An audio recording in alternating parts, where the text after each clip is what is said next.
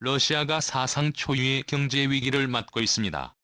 우크라이나 침공으로 루블화는 거의 휴지 조각이 돼버리고 말았고, 그로 말미암아 러시아의 증권시장 역시 사상 초유의 하락을 경험하고 있습니다. 이러한 상황에서 국제 금융가들과 글로벌 엘리트들은 어느 나라가 생존하게 될지, 어느 나라의 화폐가 중기축통화로 자리 잡게 할지 선별 작업이 진행되고 있어 충격을 줍니다. 올해 중순경 IMF 집행위원회에서는 특정 국가 화폐 SDI 특별인출권 편입에 관한 심사가 진행될 것으로 보이고 있습니다. 원래 5년에 한 번씩 하는 회의인데 세계적인 질병 사태로 미뤄져서 올해 겨우 개최하게 되는 것입니다.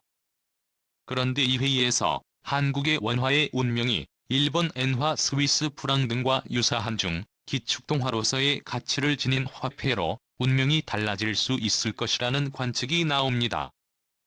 속도전략TV를 보시고 좋아요 버튼과 댓글을 달아주시면 큰 부자가 되실 거예요. 세계에서 가장 안전한 돈은 미국 달러가 영국 파운드 스털링 일본 엔화 유럽 유로화 그리고 마지막으로 중국 인민폐가 있습니다. 바로 이 통화들은 모두 IMF 국제통화기금의 특별인출권에 편입된 화폐들로서 사실상 금과 같은 안전자산으로 분류됩니다. IMF가 제시하는 편의 교권에는 수출 조건이 있습니다.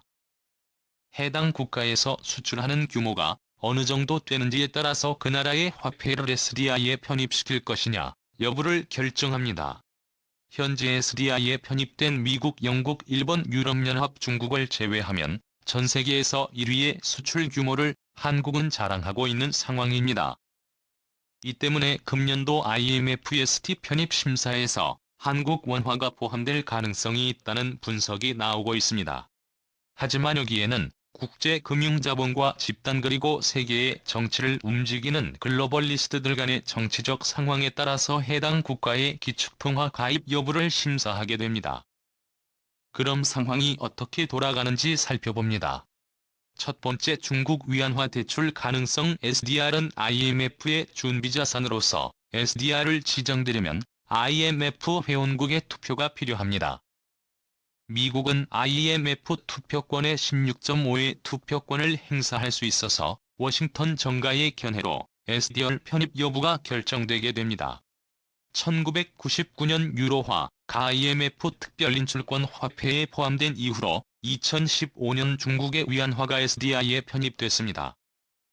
2000년대 이래로 중국은 미국 9.11 테러 사건 이후 미국이 주도하는 세계 질서에 매우 잘 협력해왔습니다.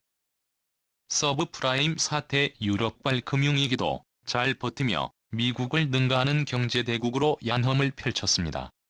결국 중국은 일본의 GDP를 능가하는 세계 위의 GDP 국가가 돼버렸고, 중국의 끈질긴 워싱턴 정가의 불인 로비로 인해서 위안화는 IMF SDI 특별인출권 화폐로 편입됐습니다. 이렇게 중국 위안화가 IMF SDI에 편입된 것은 국제정치적으로 엄청난 영향을 끼쳤습니다. 바로 아프리카가 중국의 식민지화가 됐기 때문입니다. 강해진 위안화 패권을 이용해 중국은 아프리카에 엄청난 위안화를 뿌리며 아프리카의 인프라를 확대하기 시작했습니다.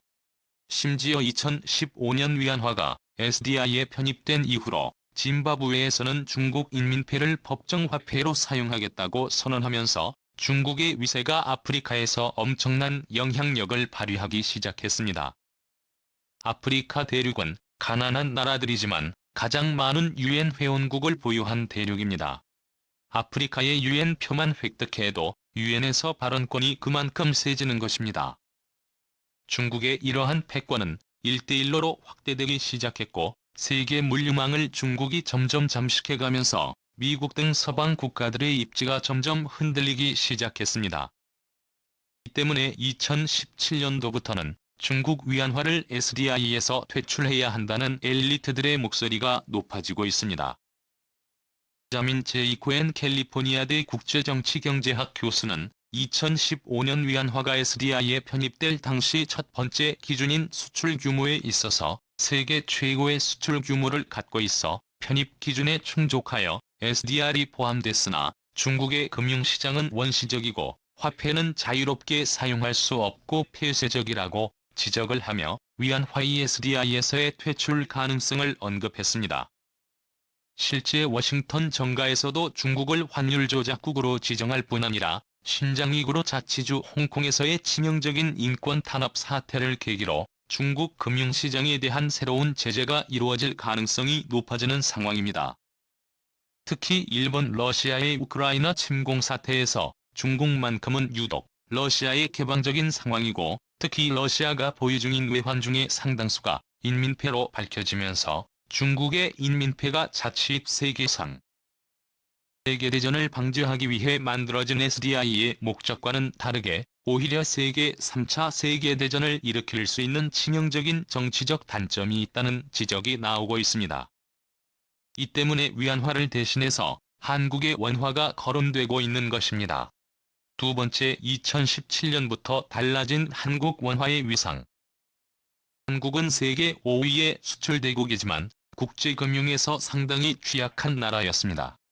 IMF 구제금융체제를 겪으며 한국은 외환에 매우 민감한 나라가 됐습니다. 때문에 많은 나라들과 통화 스와프를 맺기 위해 노력했습니다.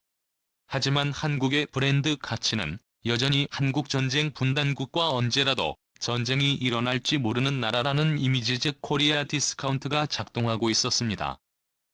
그런데 2017년도부터 상황이 급반전되기 시작합니다. 바로 캐나다가 한국과 한동안 만기가 없는 통화 스와프를 맺었기 때문입니다.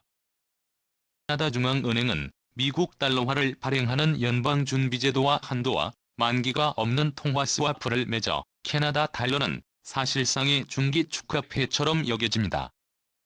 IMF에 캐나다 달러가 포함되어 있지는 않지만 캐나다는 영연방의 주요 회원국이자 미국 달러와 연동되는 화폐 시스템을 가지고 있어 금이나 달러와 같은 안전자산으로 분류됩니다. 때문에 한국은 캐나다와 통화 스와프 그것도 만기와 한도가 없는 스와프를 맺은 사건은 매우 충격적인 사건입니다. 일반적으로 통화 스와프는 경제력이 강한 나라가 약한 나라에 예속된다는 이미지가 있습니다. 하지만 캐나다는 한국과 별다른 역사적 분쟁이 없었고 인구의 규모도 캐나다가 한국보다 훨씬 작을 뿐 아니라 경제 규모도 한국과 캐나다는 거의 동일한 수준입니다. 때문에 한국의 원유 위상은 2017년도부터 크게 달라졌고 2017년도부터는 제3세계와 같이 불안한 나라가 아니라 캐나다와 같은 나라가 한국의 경제력을 보장을 해주는 튼튼한 경제력을 갖춘 나라가 된 것입니다. 때문에 많은 전문가들은 2017년을 한국 경제의 큰 기준점으로 잡기도 합니다. 당초 한국은 중국과 통화 스와프를 맺어 중국의 위안화 패권 속에 원화가 종속되는 상황이 만들어질 뻔했습니다. 하지만 캐나다와 통화 스와프를 맺은 것은 한국이 캐나다에 종속된다는 이미지가 전혀 없을 뿐 아니라 오히려 인민폐보다 더 강력한 금융적 우방관계를 만들어낼 수 있었습니다. 한국의 원화가 캐나다와 안정적인 통화 스와프를 맺은 상황에서 한국의 IMF SDI 편입은 매우 긍정적입니다.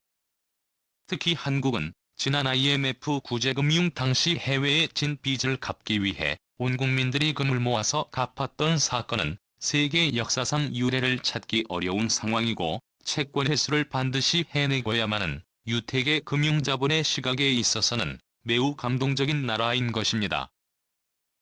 네, 한국의 SDI 편입은 한국 내 여론 조성과 특히 미국 워싱턴 정가를 설득할 만한 한국의 로비력이 있다면 금년도 한국의 SDI 편입 가능성은 매우 높을 것이라는 관측이 나옵니다. 세 번째, 원화가 통용되는 동남아와 동유럽 중 기축통화가 되려면 한국의 돈이 세계에서 널리 쓰여야 합니다. 물건을 사고 팔 때 원화로 결제가 이루어져야 합니다. 위안화가 축소될 자리를 한국이 메워야 하는 상황인데요. 현재 미국 등 전 세계는 공급관 다변화 정책이 화두인 상황입니다. 한국 역시 공급망을 다변화하기 위해서 중국에서 공장을 빼서 동남아시아와 동유럽 등지로 투자를 늘리고 있습니다. 특히 최근 우크라이나 사태로 위기감이 번지고 있는 중부 유럽 국가인 헝가리, 폴란드, 체코, 슬로바키아 이렇게 4개 나라들은 한국의 새로운 제조업 거점이 되고 있습니다. 현재 헝가리는 한국에게 마치 유럽의 베트남과 같은 나라가 되고 있습니다. 현재 베트남에서 한국은 가장 많은 투자를 진행하고 있고, 헝가리에서도 독일을 제치고 한국이 가장 많은 투자를 하는 나라가 됐습니다. 4차 산업혁명의 쌀인 배터리 화학 소재 등을 헝가리에서 생산해서 서유럽으로 수출하는 전략인 것입니다. 이러한 해외에서 원화를 기초로 사업을 하는 한국 기업들의 활동 반경이 넓어지면 넓어질수록 한국의 화폐는 더욱 힘을 얻게 될 것이고, 만약 금융도 IMF의 한국의 화폐가 SDI 통화로 지정되어 준 기축통화가 되어버린다면 한국은 캐나다뿐 아니라 세계에서 가장 가치 높은 화폐이자 기축통화인 미국 달러가 완만기와 한도가 없는 통화 스와프를 맺게 되어 스위스 프랑, 일본 엔화에 이은 믿을 수 있는 기축통화 수단이 될 수 있을 것이란 관측이 나옵니다. 네 번째, 북한과 만주지방의 원화경제권 편의 SDI의 조건 중 많은 인구가 거래를 때 많이 사용되는 화폐여야 할 통화로서의 가치와 오랜 유지가 가능합니다. 현재 한국의 원화는 5천만 한국 인구만이 거의 거래를 하고 있는 상황입니다. 하지만 2,500만 명의 북한에서만 이어 한국의 원화가 통용되기 시작하면 이야기가 달라집니다. 한국 인구의 50%가 화폐 사용 범위가 더욱 넓어지게 됩니다. 그뿐 아니라 북한과 통일이 이루어져서 북한 내 대규모 중국을 대체하는 제조업 생산기지가 들어서고 월급, 세금, 수출 대금 등이 전부 원화로 결제가 이루어지게 된다면 한국의 원화 파워는 상상할 수 없을 정도로 가치가 높아지게 됩니다. 그뿐 아니라 가장 눈여겨볼 만한 곳은 중국 동북 삼성 지방 만주입니다. 세계적인 미래학자 조지 프리드먼은 만약 한국이 통일되게 되면 중국 만주 지방이 한국의 경제권에 예속될 것이라는 전망을 내놓았습니다. 즉 구중국 만주 지방에서 중국 위안화로 결제하는 것보다 한국의 원화를 더 선호하게 될 것이라는 것입니다. 중국 만주 지방은 16명의 인구가 거주하고 있고 중국에서 가장 큰 평지를 가지고 있어 농업 생산 능력이 좋은 지역입니다. 이 때문에 중국 동북 삼성 지방에서 한국 원화가 통용된다면 서방이 원하는 위안화 경제 규모의 축소가 이루어지게 될 것으로 전망됩니다. 그뿐 아니라 몽골과 한국 원화의 통화 스와프까지 맺어지게 된다면 한국의 원화는 세계 경제의 한 축을 담당하는 화폐가 될 것으로 전망됩니다. 다섯 번째, 민주주의적 가치와 문화적 가치. 세계의 주요 기축통화로 그 나라의 화폐가 자리를 잡으려면 중국이나 러시아와 같은 무력과 패권 확장주의적 마인드가 자리 잡고 있다면 반드시 실패를 하고 맙니다. 스는 8,604만 명의 서울특별시보다 약간 적은 인구 규모의 나라이지만 훌륭한 더 행정 시스템, 완벽한 민주주의 제도, 그리고 무엇보다 개개인의 신용, 즉 시민 개개인의 도덕성이 매우 뛰어난 나라입니다.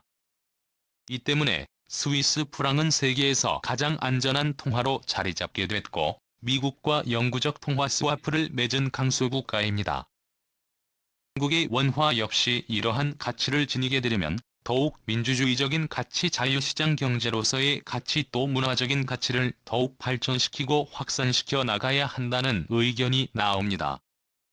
지금처럼 K-팝, 한류 드라마와 같이 세계적으로 인정받는 문화적으로 가치 높은 콘텐츠를 더욱 많이 생산해낼 뿐 아니라 품질이 우수한 제품, 그리고 무엇보다 국민들 개개인이 금모기 운동을 통해 국가를 살려보겠다고 했던 한국 국민들의 도덕성이 북한 주민들뿐 아니라 멀리는 동북 삼성 지방까지도 더욱 확산될 수 있도록 해야 한다는 의견이 나옵니다.